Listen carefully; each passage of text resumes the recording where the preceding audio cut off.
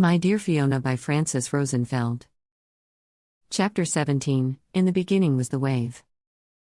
I couldn't sleep, and neither could Denise. The sun woke us up when I had barely slept 3 hours. As for Denise, she had made up her sleep deficit during the day and now was sharp as a tack.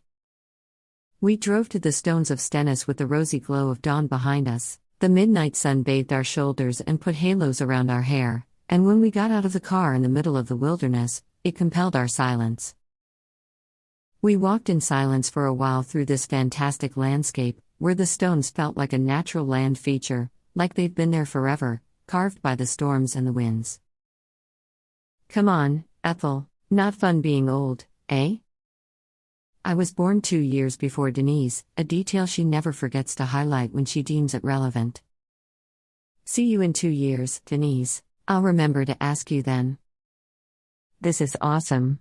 My sister started running up the gentle slope, twirling and dancing like an ancient priestess entranced by her deity, charged by the monoliths. I am the goddess of Stenness. I bid glad tidings to all the little people. She looked at two, a young goddess, one with the land, dancing with the grace of a willow branch. Dance, Betty Lou, don't be a stick in the mud, dance with me. I shook my head no and raised my hand in protest, as she continued her undulating dance around the stones, ignoring me, forgetting the world as she abandoned herself to her strange ritual, and I had to wonder what ancient spirit of this place was moving my sister. And then I saw her shadow pass across the sun, the sea mither, graceful, free and happy to have emerged victorious from her spring struggle, the spirit of the island and the mother of the sea, teaching my baby sister her dance. I relaxed and watched Denise perform her strange primal dance without music, at least no music I could hear, bathed in the sunlight of the northern nights, her hair waving in a breeze which brought the smell of wildflowers and seawater deep inland. In the beginning was the wave, where sound built, was neither sand nor sea, nor cool little waves, earth was not, nor heaven above. The words of the poetic Edda raised the hairs on the back of my neck. The poem of creation, every poem of creation, starts with energy and thought. You want me, choice father, to give a good account of the most ancient tales, that which I remember best. Denise finally got tired and dropped on the meadow, laughing, while the bright morning sun made her hair golden. Betty, when are you going to give up on your princess? Aren't you a little old for fairy tales? Fairy tales, historical records, anthropology studies, they're all the same to you, aren't they, Denise? Thank God the Institute doesn't see it that way. Yeah, but still, have you given it any thought? Say you find your unicorn, and that's a big if. What are you going to do after that? What was I going to do? I concurred, having to admit I kept avoiding a thorough study of the Cairnet Queen for this very reason. I don't want to find your bones, my fair princess. Maybe they sent you out to sea in a fiery boat. Maybe you were much older than that, and they laid you to rest in the cairns. I don't want to find you, because you were never dead to me. I reluctantly left my beautiful dream, to return to the reasonable, grown-up world below. I had to hand it to Denise, she managed this wobbling between worlds a lot better than me.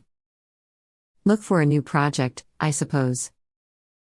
You are joking, right? You've seen this Viking girl in your dreams since you were 8. A new project is not going to do it for you. It would be dead from the start and covered in dust. I get bored just thinking about it. Your Fiona kind of got to me. I will retire and move here permanently then, I joked, to be closer to my lady. That's more likely. Hey, can I come live with you? They have festivals here all summer. Maybe I'll learn a craft, that would be fun. How's winter? Brutal. We'll stay indoors.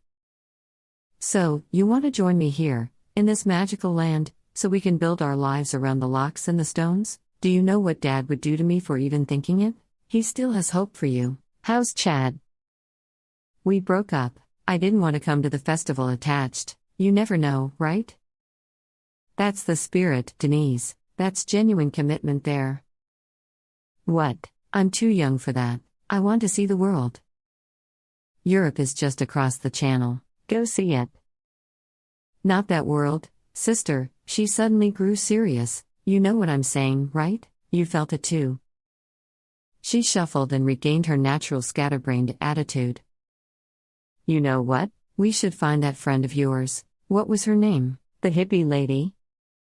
Maggie. I'll ask around. I don't think that's such a good idea, Denise, I cringed, reluctant to revisit the conversation about my alleged trip to the beyond, and what might have facilitated it. Of course it's a great idea, hermit crab. You will develop the semblance of a social life if I have to make one for you myself. You give me a headache with all the silence. What's wrong with talking to people? Living people, I mean. I clumsily changed the subject. So, did you decide what you're going to do for the festival? I'm going to play in an allegory, about the spring struggle, I think they call it? About the goddess of the island and her nemesis, Tehran. That's what the decors were for. Neil says I'm a natural. Don't give me that look. I have many friends, unlike some people. Hey, I'm hungry. How long are we going to be here?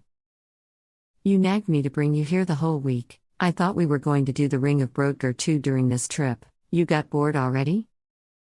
It never ceases to annoy me that Denise could eat all day long and stay thin as a reed. Every time I see the overflowing plate in front of her get polished, I wonder where she puts it all. Dancers consume a lot of calories, I suppose. Well, now I saw the stones and I'm starving. Besides, I bet I got a lot more from them than you did. I silently made a note she was definitely wrong, and she saw my ironic smile. The problem with people who've known you all your life is you can't get anything past them. Oh, something happened here, then. Is that what you talked about with your lady friend? Spill. There is nothing to talk about, Denise. Just a feeling. Let's hear it. I was still reeling from the uncomfortable conversation I had with Maggie Patterson about my crossing the river Styx without being dead. The vision had made me feel like a freak, but also very special. Something about it commanded me to keep the experience to myself, out of respect for the genuine emotions I was entrusted with, the reality and tragedy of war and cruel times. The loss, the love, the agony. Our lives are inherently tragic, there is no shelter from the sorrow, loss is baked into the nature of life itself. Don't imagine watching tragedy from very long ago is going to feel emotionally neutral, that you can place yourself behind the safe rampart of your present. Emotions are universal, recognizable and timeless. Iron Age grief feels exactly like your own. The ruler reddened weapons in the blood of evil people. The armies suffered the king's anger. Houses often collapse because of fires. What is that? Did I say that out loud? Well, you're scary weird. Yes, you were reciting Viking poetry to yourself. You should hear it declaimed in the original.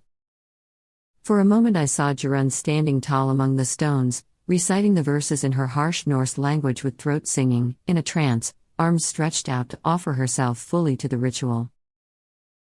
One of the universal gestures which make up the body of unspoken human communication, and one we understand instinctively and use without thinking, the human cross posture, the highest expression of ecstasy and devotion across every culture on earth. Who wrote that poem? That poem, sister, was written by Jorunn, Fiona's teacher. I believe the two of you got acquainted. The woman poet in my dream? Yep.